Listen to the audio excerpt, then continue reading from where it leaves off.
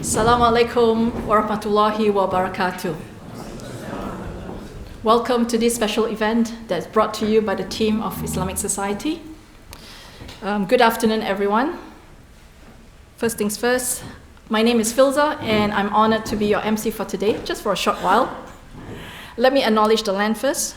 I'd like to acknowledge that we are meeting on Ghana land, and we pay our respects to the Ghana people, the leaders past, present, and emerging itself.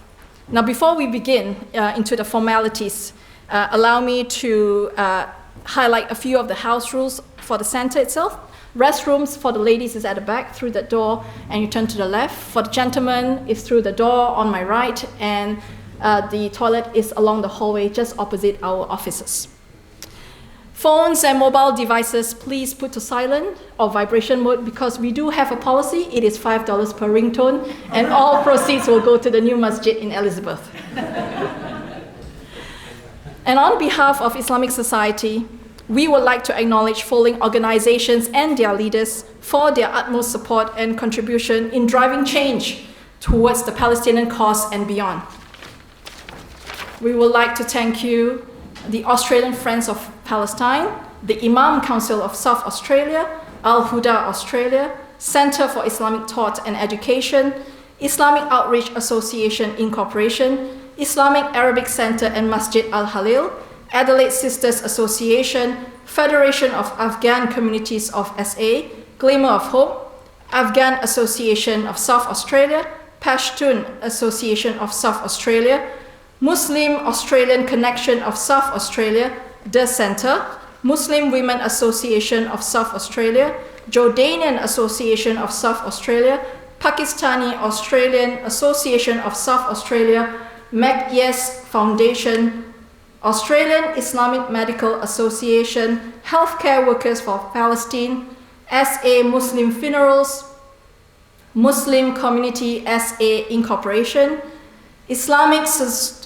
Student Society, University of Adelaide, Adelaide Malay Association Incorporation, Adelaide Pakistani Multicultural Group, Farda TV, Federation of Afghan Communities of SA, and last but not least, Australian Egyptian Society. Once again, thank you for being here.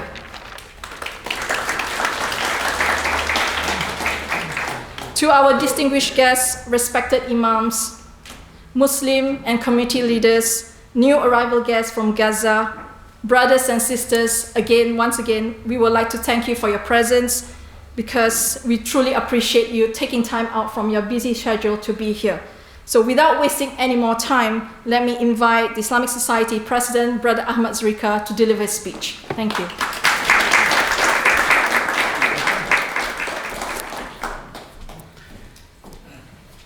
Premier of South Australia, Peter Malinauskas, Imams Council of South Australia, leaders of South Australian Muslim and Palestinian community, our new arrival guest from Gaza, distinguished guest, Assalamu alaikum wa rahmatullahi wa barakatuh. Peace be upon you all. I would like to acknowledge that we meet on Ghana land, and that we pay our respect to the Ghana elders past, present, and emerging.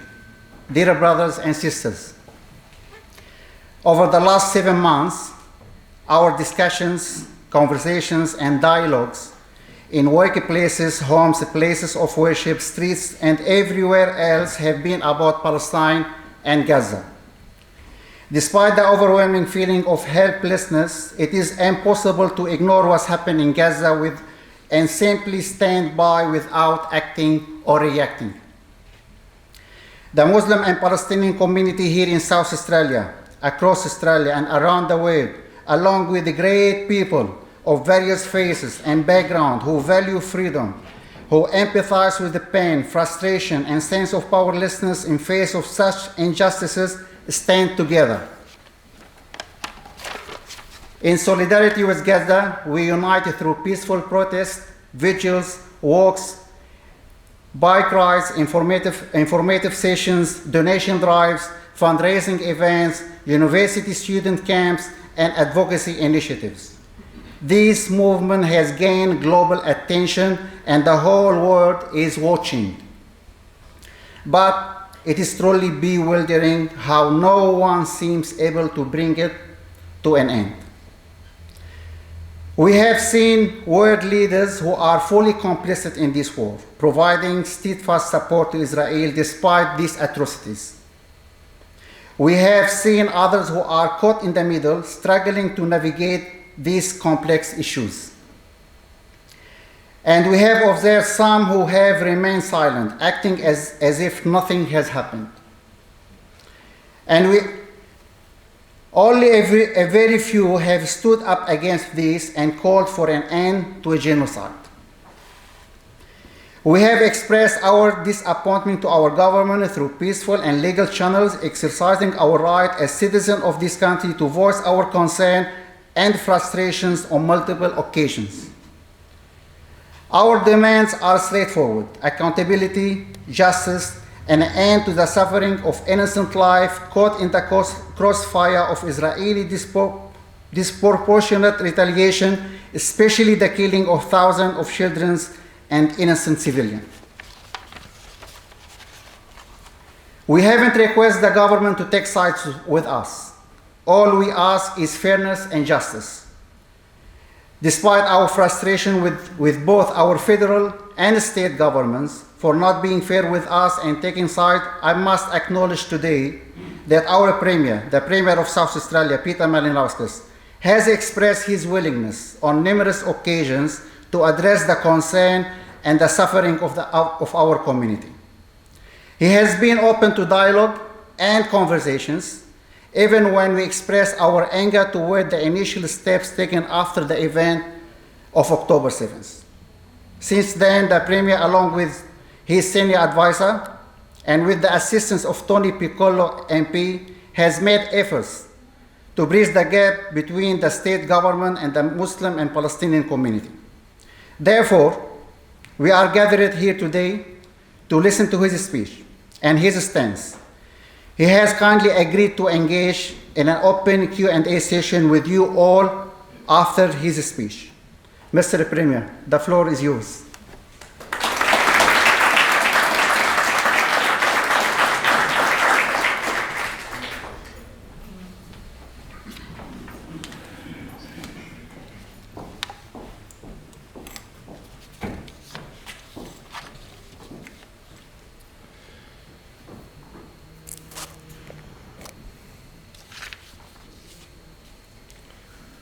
Assalamu alaikum. Ahmed, thank you. Let me say from the outset that I would like to acknowledge the leadership that you have shown for your community in a really difficult time. I sympathise with and understand the enthusiasm that you have demonstrated in advocacy of your people and their cause. And I want to say I appreciate your frustrations that you have had with my government. You have put them powerfully and respectfully. And it is not lost on me the privilege this community has afforded me and my government to be able to stand here before you and address the situation in Gaza. So thank you. Can I acknowledge my parliamentary colleagues that are here? Nadia Clancy, who is a very big supporter in the Parliament of this community, to say the least. And can I also acknowledge one of the newest members of Parliament in South Australia, Mira, who is here, of course, from the upper house. I also just want to quickly take the chance to thank Tony Piccolo. Without Tony's advocacy and stewardship, I doubt we would have this opportunity to be able to be together today in such an important forum. I do come to you on behalf of the Government of South Australia, as we share our horror at the conflict still raging in Gaza. For those with families, friends and loved ones in Gaza, I can barely imagine the burden of fear, grief and anger you have carried for so many months now. I have seen the way that the community has rallied to support one another in this difficult time, and the way that South Australians from all backgrounds have reached out to their neighbours with whatever comfort they can offer. We share your pain, your anger, your sorrow and outrage at the devastation, the destruction of homes, schools, hospitals, and other critical public infrastructure is unacceptable. And the horrific human cost, almost beyond the power of words to possibly convey. The lives of 2.2 million Palestinians are in the balance. And it is the men, the women, and especially children who have no side, who profess no political or ideological agenda, that are left to pay the greatest price when the bombs rain over Palestinian communities. No doubt what took place on October 7 last year was a calculated act of terror by Hamas, with 1,139 innocent people, including children, murdered in an act of deadly provocation, with dozens still held as human bargaining chips today. And I acknowledge that Israel has the right to defend itself. But it must do so in the context of international humanitarian law and decisions made by the United Nations Security Council and the International Court of Justice. No state, no non-state party is above the law, and this includes the State of Israel and Hamas.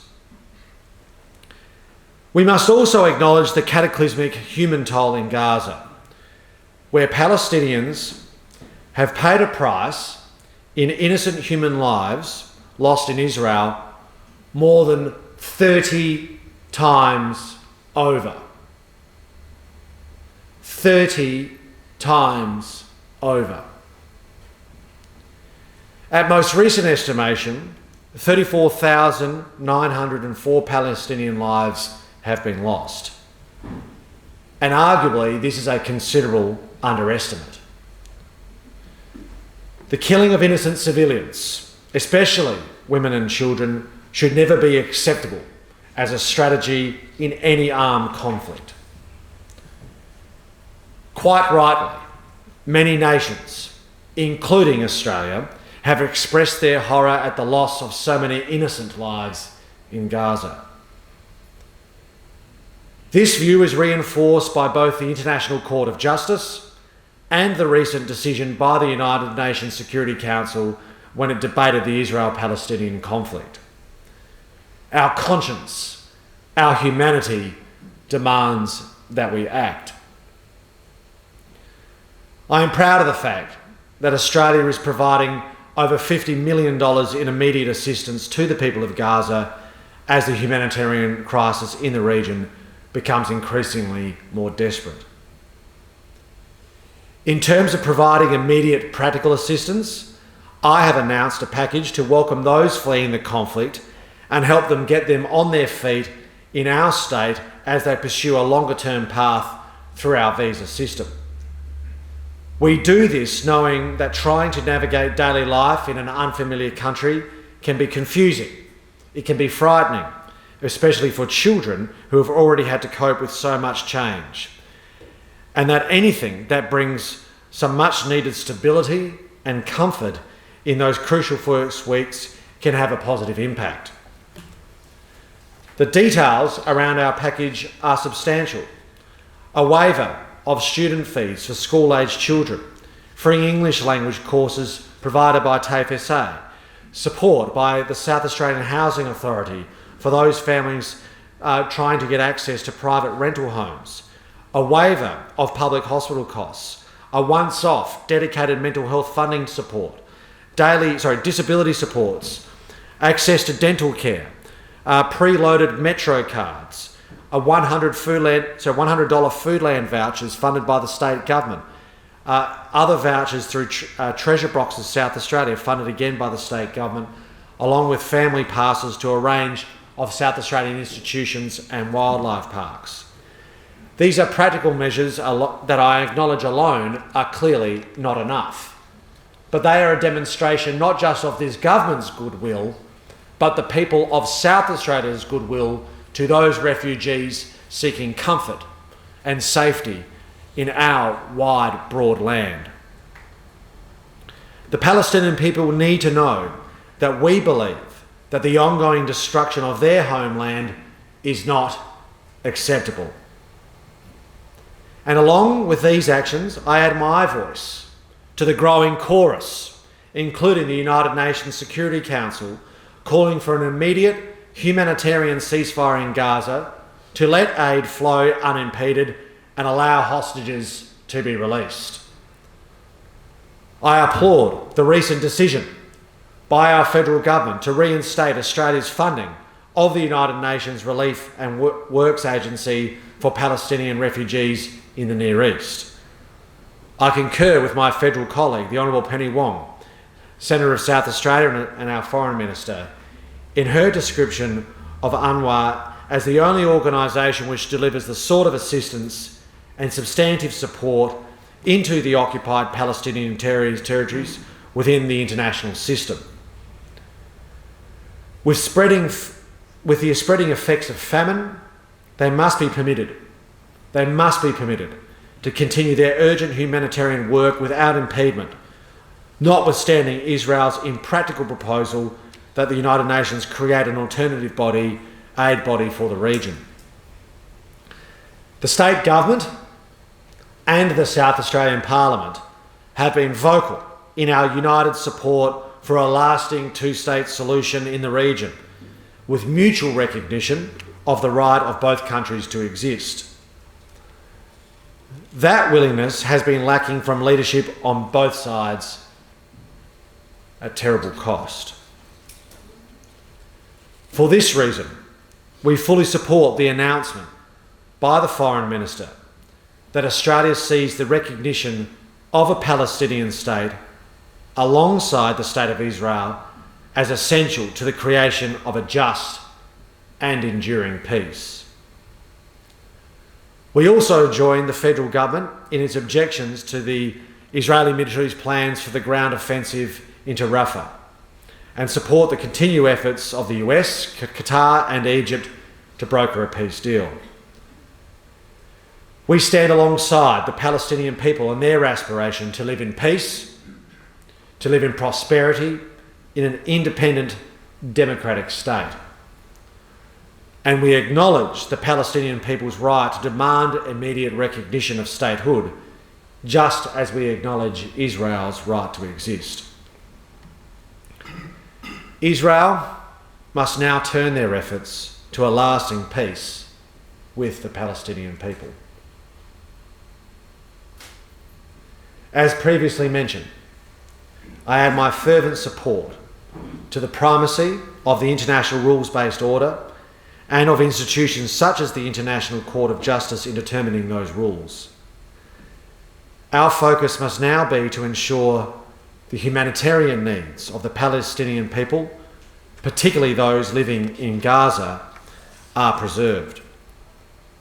So we call on both nations to work together to find a way to implement an immediate ceasefire, with the aim of working towards the creation of an independent homeland for the Palestinian people.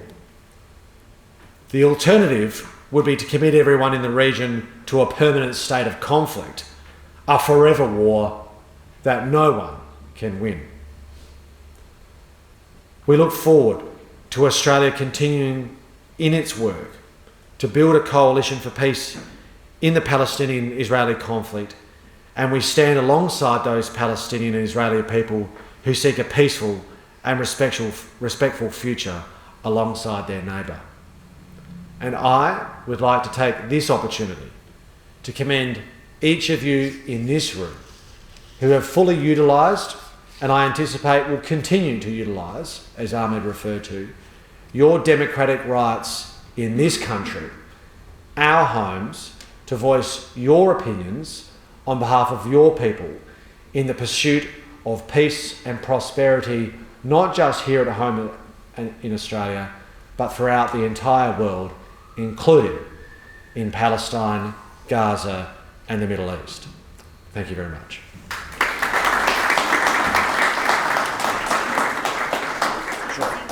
Sure.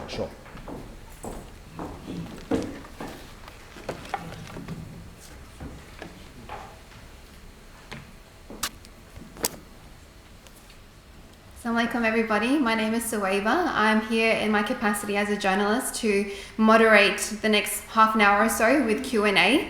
So I might ask Ahmed as well if you want to come and sit at the table in case anyone had further questions. So what we'll do is that there's a roaming mic going around the audience. So I ask that when you have a question to please raise your hand. If you're representing a particular organization, to state the organization you're coming from. We'll try our best to get to the questions across the room and hopefully get answers from the Premier today.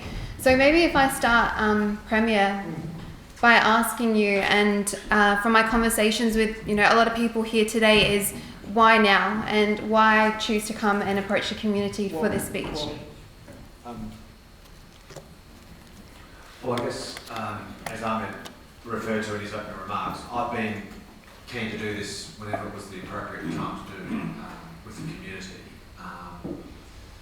It's not easy for anybody in this room. You've been through a really difficult period ever since October.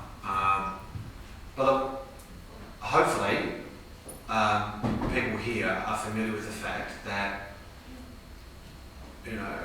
I've been a visitor. I've been lucky enough to be a visitor here on more than one occasion. I count a number of people in the room tonight as friends, and I've been very willing and keen to spend time with you, to hear your thoughts and concerns, to answer your questions, to hear your frustrations where they exist. So we've had a couple of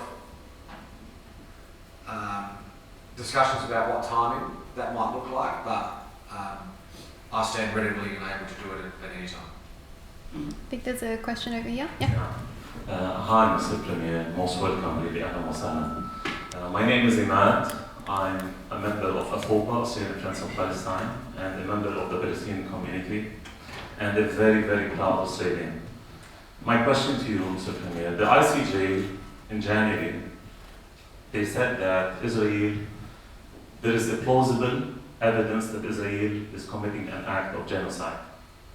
Before that, years before, Amnesty International, Human Rights Watch, B'Tselem, the Israeli human rights organization, said that Israel is applying a systematic apartheid system, is running an apartheid system. Just today, CNN has issued a report saying that the Palestinian prisoners are extremely violently treated in the Palestinian prisoners are extremely violently treated in the Israeli prisons. Most of them were innocent, and they said that after they've been released. I have witnessed the desecration of the Al-Aqsa Mosque, the third most holy place for the Muslim faith. I've seen the spitting on our Christian community. I've seen the attacks on our Jewish brothers who are supporting Palestine. My question to you, Mr. Premier, what set of values do we share with the successive terrorist Israeli governments? Thank you.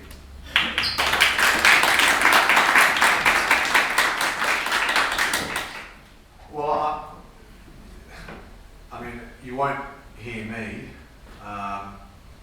expressing my sympathies or suggesting that there is a commonality of values between the ones that I hold or and some of the actions of Netanyahu. I think some of their rhetoric and some of their more recent actions are reprehensible, as I remarked. So I wouldn't be, for one, seeking to associated degree of commonality between the values that we hold, or I hold, and some of his actions. Premier, during, soon after October 7, there was a statement in which you said that the actions of Hamas were unprovoked. Is that something you still stand by? Well, I certainly don't believe they were justified.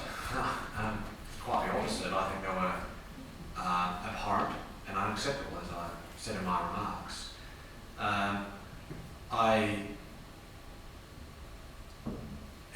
don't resile from anything I've said. I don't think anybody, including everybody in this room, would suggest for a moment that the actions of Hamas on October 7 are acceptable. Yes, I think I certainly don't think they're acceptable. Yeah, I don't think anyone who's saying they're acceptable, but would you agree that they're unprovoked?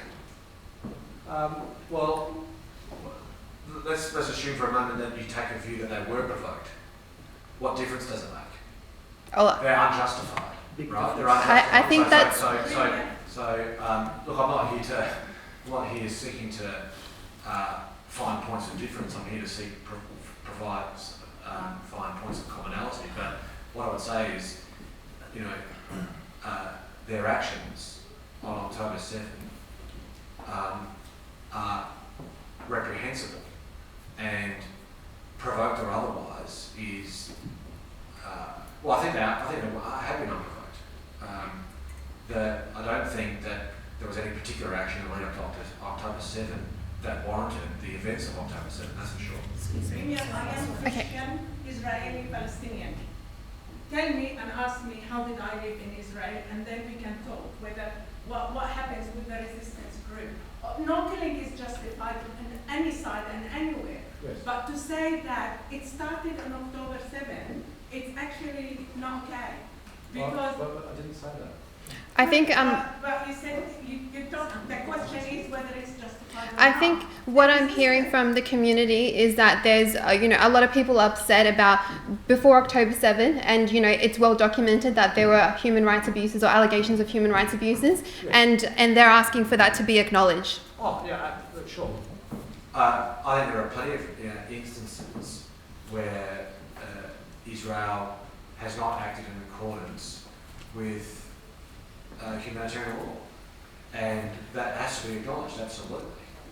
And where that has occurred, condemned. I'm not here defending Israel's actions. Okay, my name is Adnan. I'm the Vice President of the Islamic Society of South Australia. Thank you, Premier. I appreciate your courage to come and face the community. It's not easy. But there are a few points you mentioned, and I think either you are not well versed of the Palestinian-Israeli conflict, or it's a little bit hard for you to maybe acknowledge that there was an occupation for 75 years when Palestine was occupied by Israelis.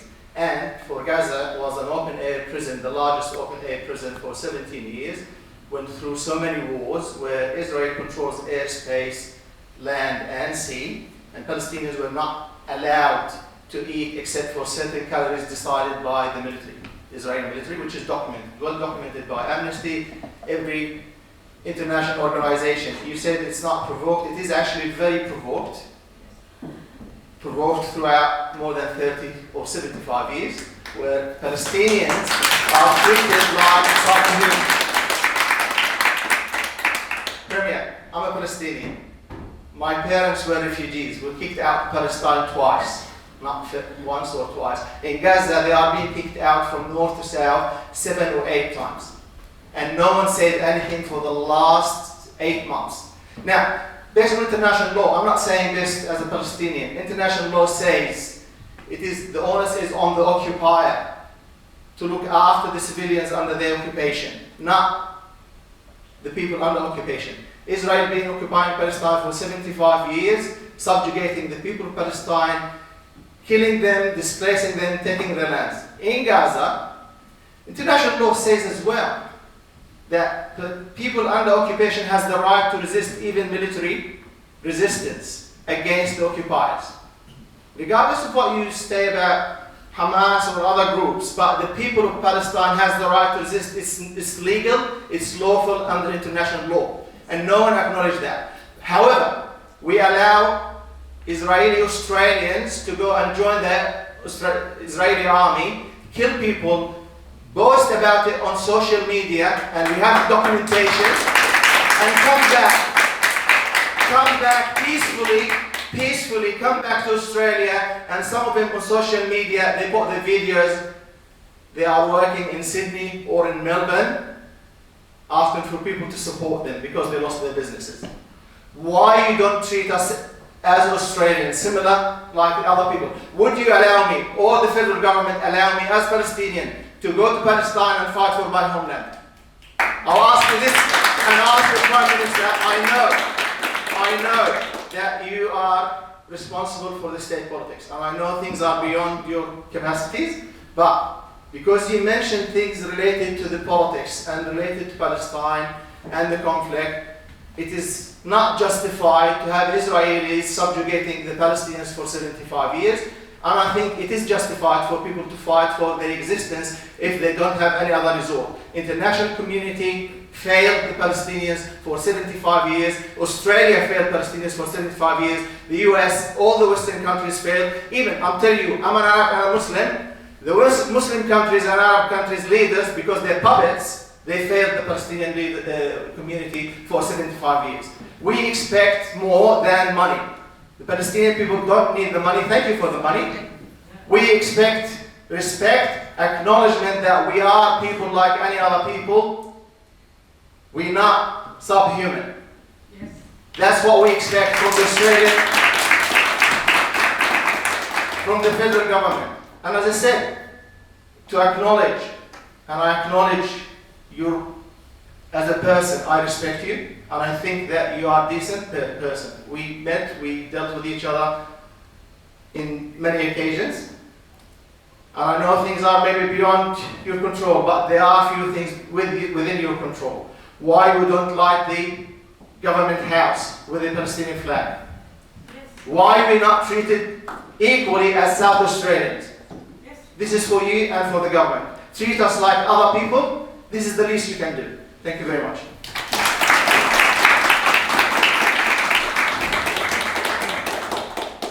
So maybe if you ask the first question about, the lighting of the buildings. Well,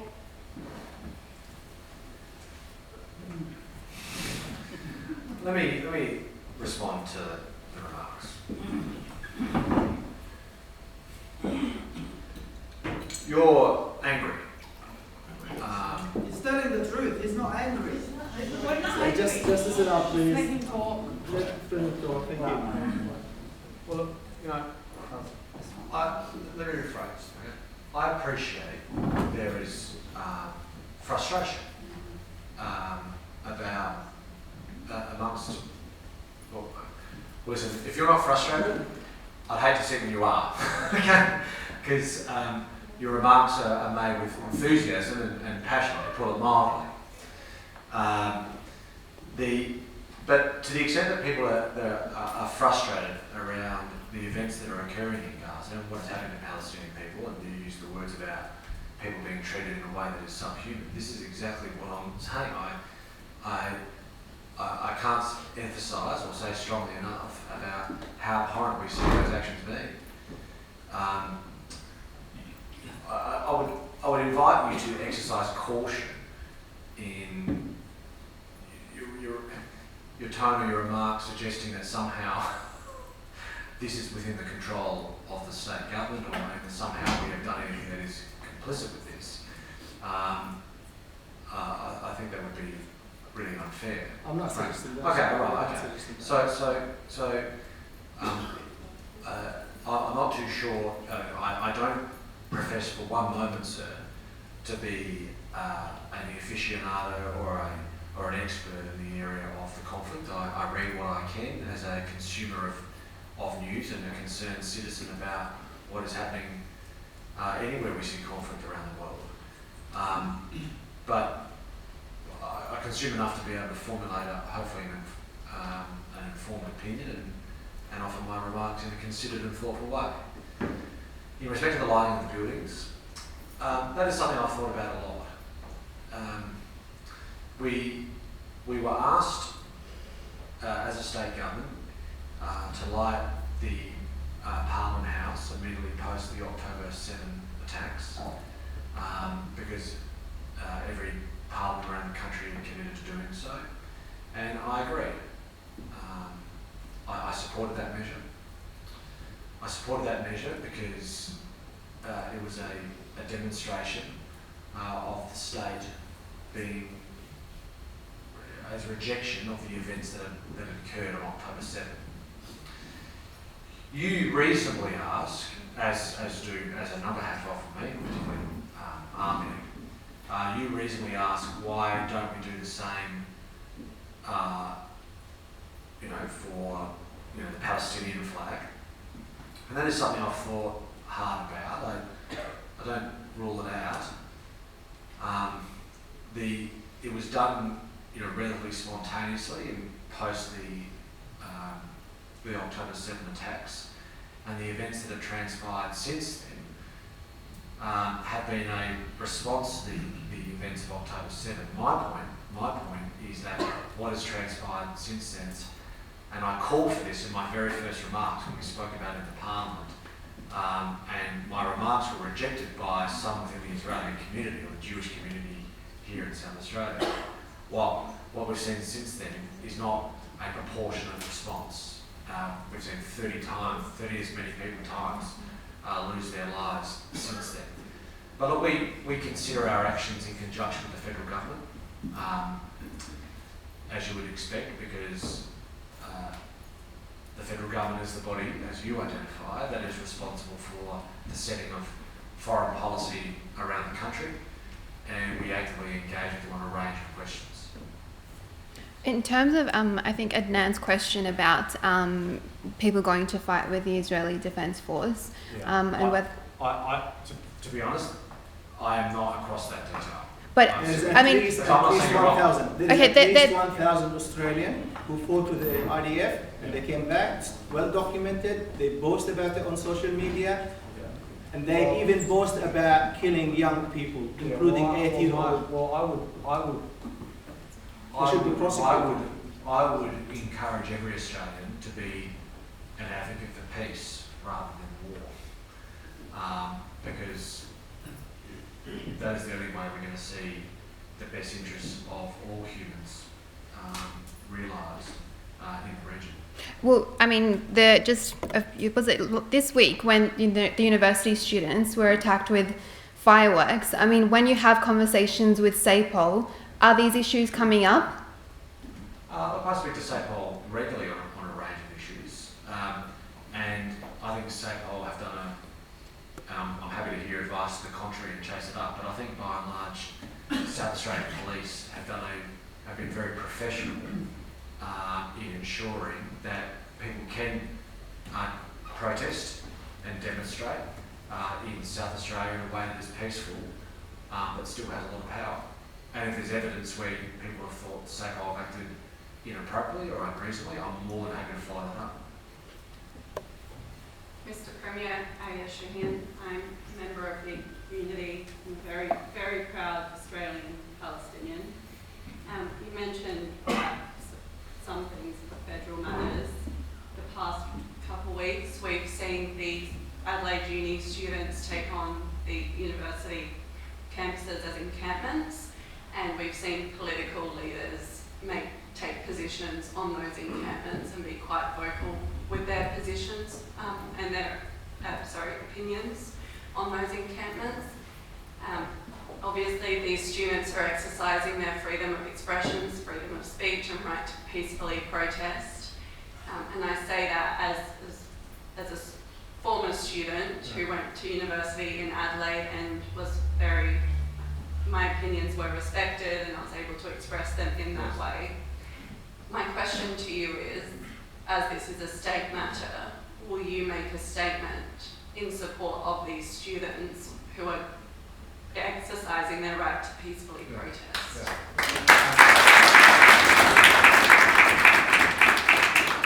Well, I commend you.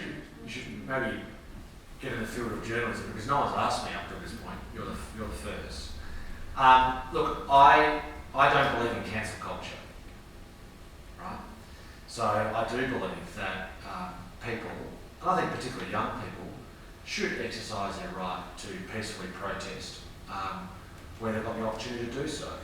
I would be, and I haven't seen much around how Adelaide Uni has conducted themselves, but you know, I can think of protests that I participated in when I was at uni, and I was afforded the chance to do so peacefully, and I don't see why anyone should be any different. It's got to be done peacefully and thoughtfully. Something I would say that has struck me, and I didn't put it in my speech, but you know, one of the things that I'm getting a little bit, well, one of the things that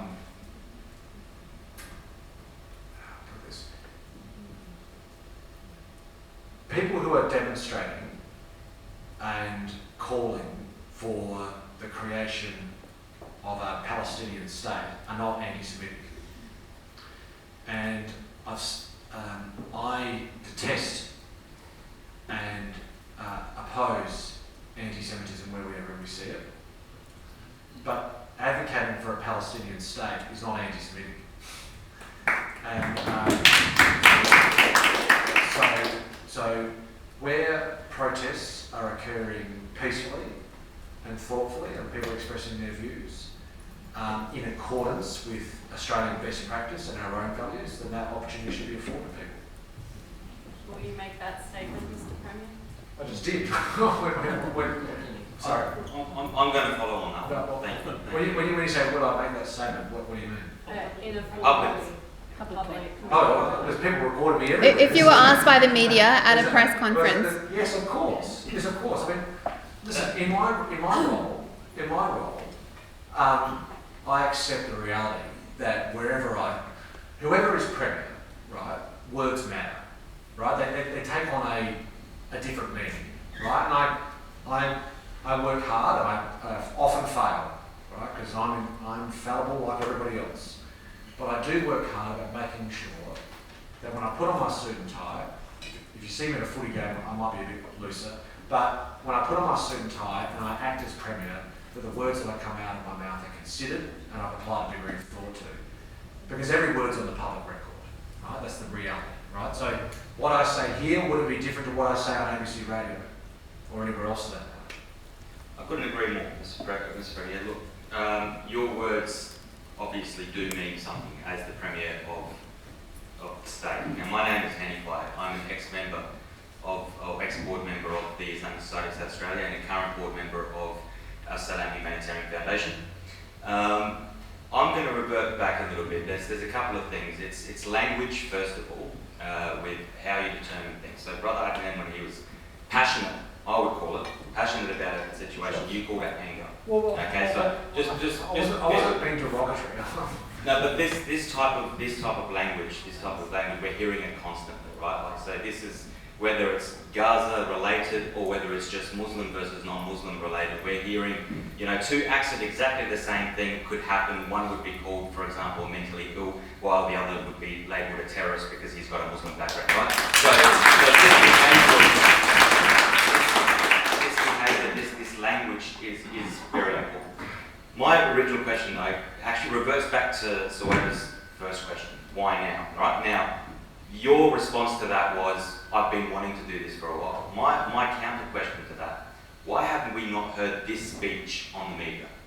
Like this what you said today is pro, Palestinian, okay?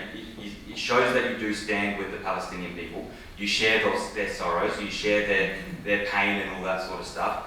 And then even with today's speech, speaking to a community of just Muslims, you cannot help but say that Israel has a right to defend itself, knowing true well, and you said it yourself, that they have gone well beyond. We don't want to hear that Israel has a right to defend itself. We know everyone has a right to defend themselves, right?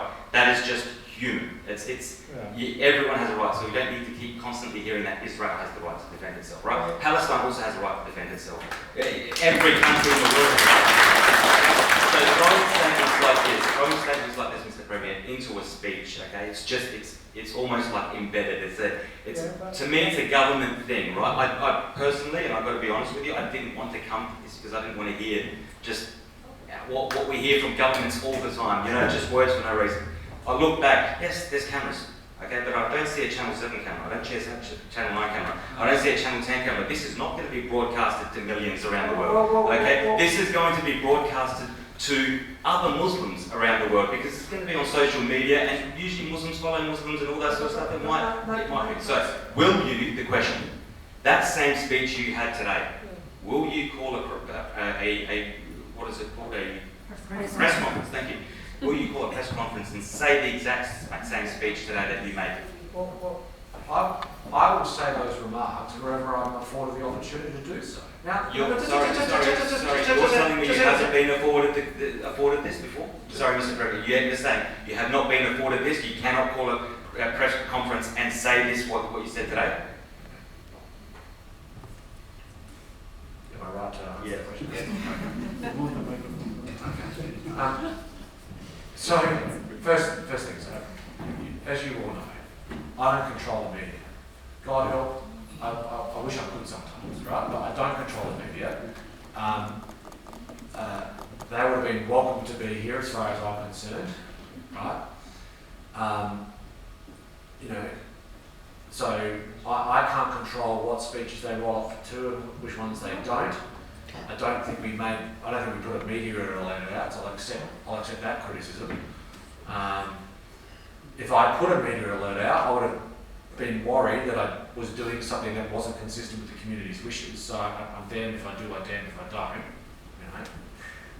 What was the other part of your question? Why am I putting in my speech that Israel has the right to defend itself? Because it's true, just as everything else I've said in my remarks is true. Now, if I'm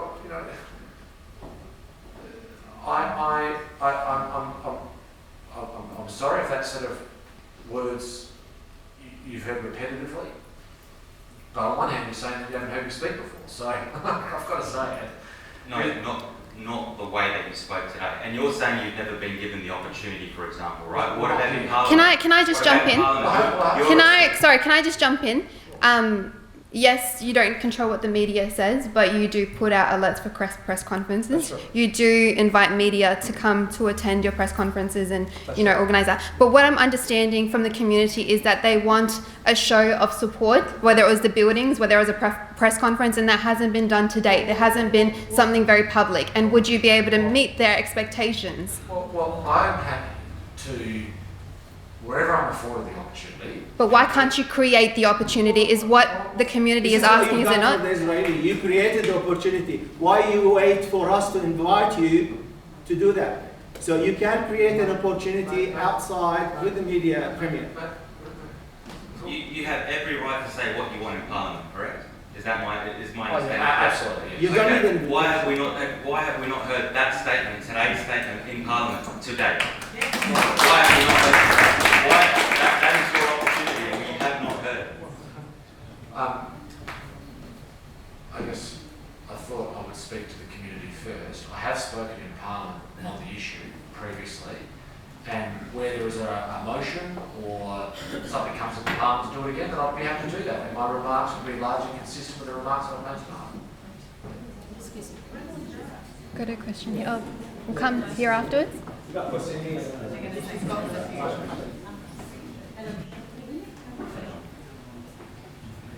Hello, my name is Soraya. You said Israel has the right to defend itself, as any other country has. Agree.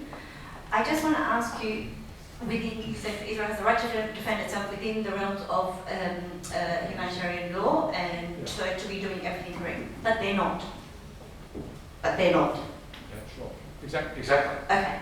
So given that, do you agree that Australia should start sanctioning in order to make them, rather than rhetoric? We've had enough talk. You have enough talk. Talk is not getting anywhere. Talk hasn't got us anywhere after 40,000 people that are dead, and talk hasn't got us anywhere for the last 75 years. So enough talk. That's my first question. My second question, so do you agree with the sanctions? Second question, on 22nd of February, you stood in staunch support of the Ukrainians. You had no issue with that. We have no issue with that. But you didn't provide the same for the Palestinians. What scares you to be able to take the same stance you did for the Ukrainians as you do for the Palestinians? Second question. Third question. Which I think we'll limit it at 3, okay? Two, and hopefully it will come to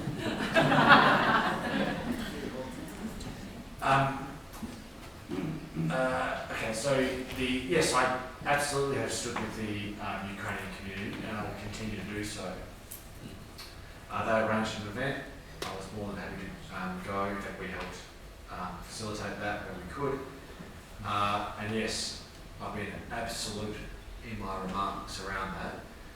The Ukraine is an independent sovereign country that is universally recognised, and it has endured a whole-scale invasion that is,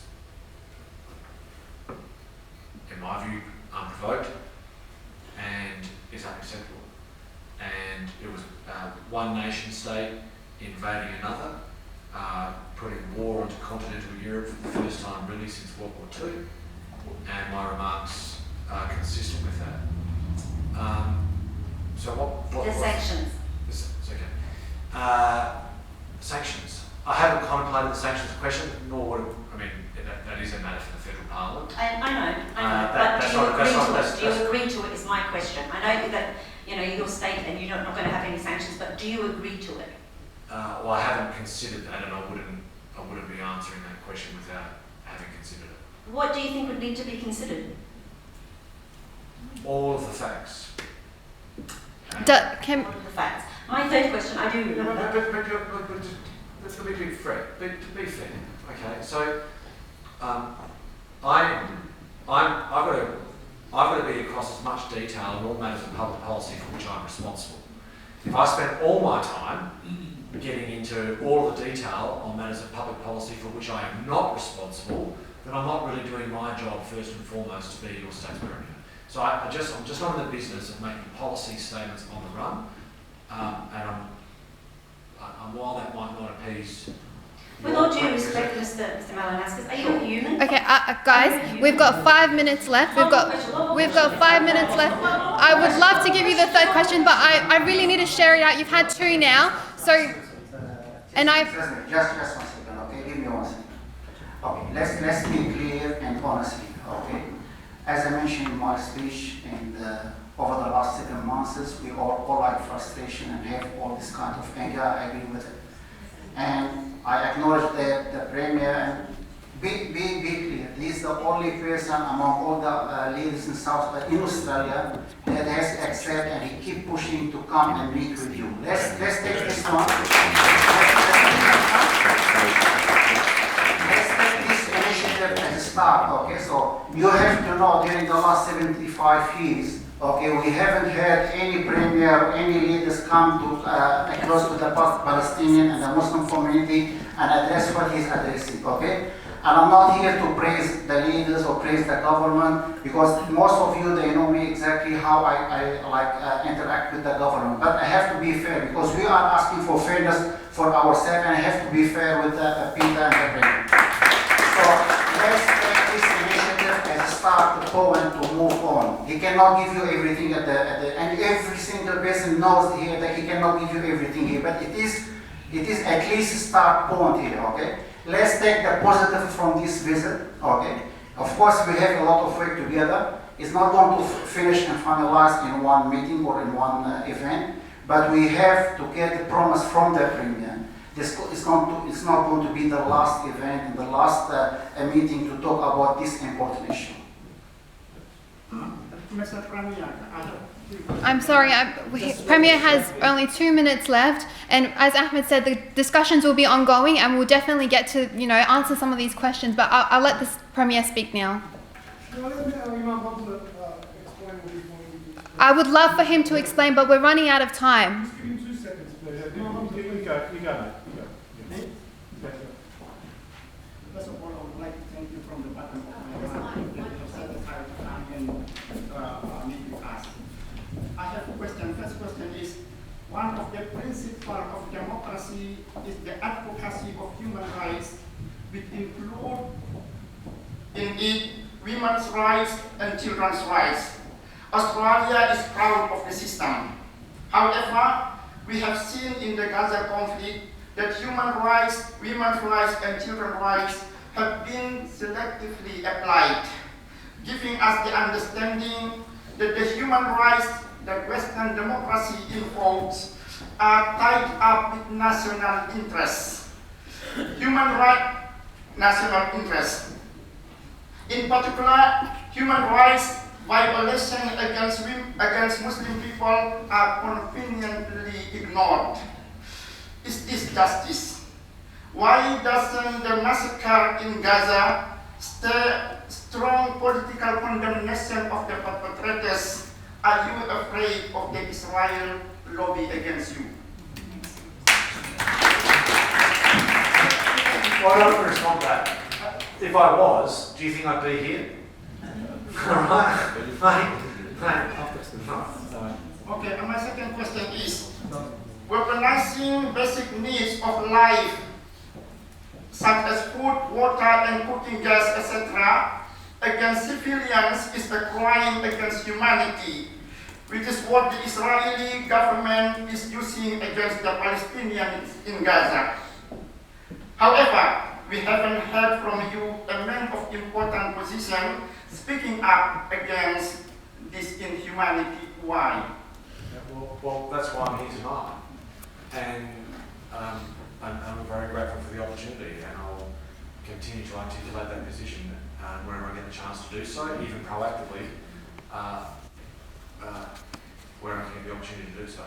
Well, I'll just end it on... No, I'm so sorry, Imam Hamza, but we have to wrap it up. Okay. Is fighting for freedom against occupation terrorism. What if Russia and China alliance occupy Australia? Will fighting against them be terrorism? How about Hamas? Are they a terrorist group? So how about... How about Hamas? Are they a terrorist group? Yes. Okay, we're going to have to wrap up. This is going to become an ongoing discussion. I think... So can I just... You want to add something? I just want to finish. Okay. Look,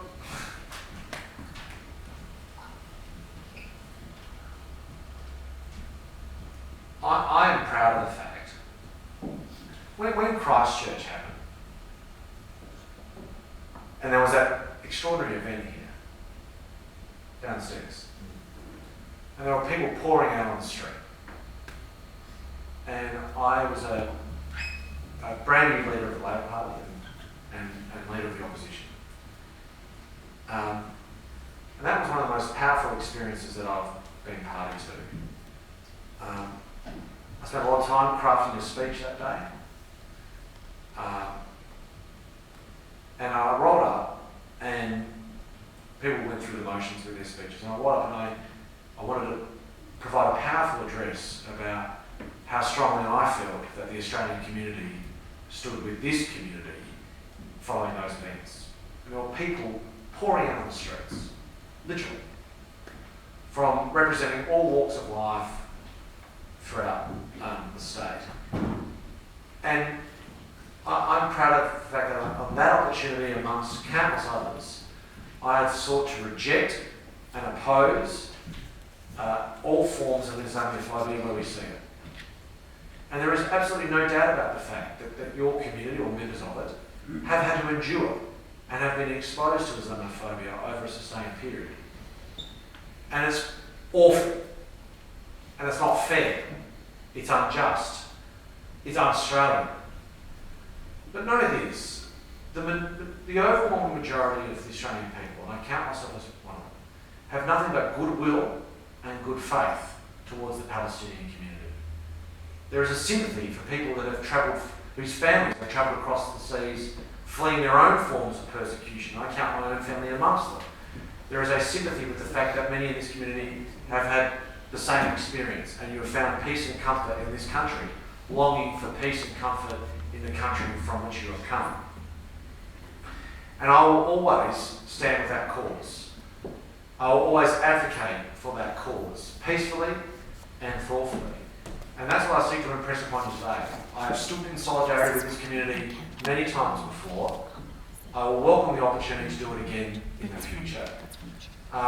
And I'm grateful for the chance to be here with you today.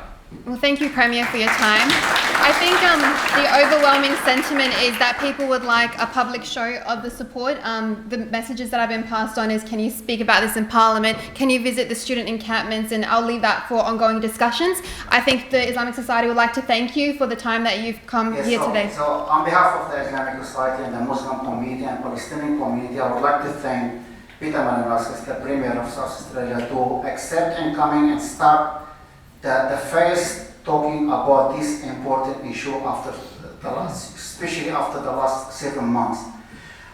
Don't he accepted to listen to you, because he's none like of any leaders can have the courage to come and talk with the anger like community like us. We have to accept it and acknowledge. But we have to understand. Well, because we are living in this country, we are raising our concern in a peaceful way and in a democratic way, and like at the end of the day, the election will come and you can vote for the people who can raise your concern.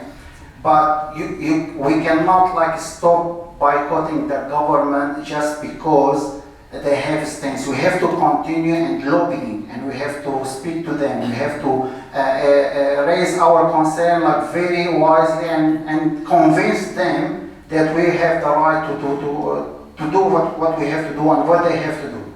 So that's why I would like to thank Peter. Peter, I really need to promise with you, it's not going to be the last event, and we really need to hear, as Brother Hamid said, the emotion in the Parliament. And at least we have to find the opportunity to light the Parliament with the Palestinian flag.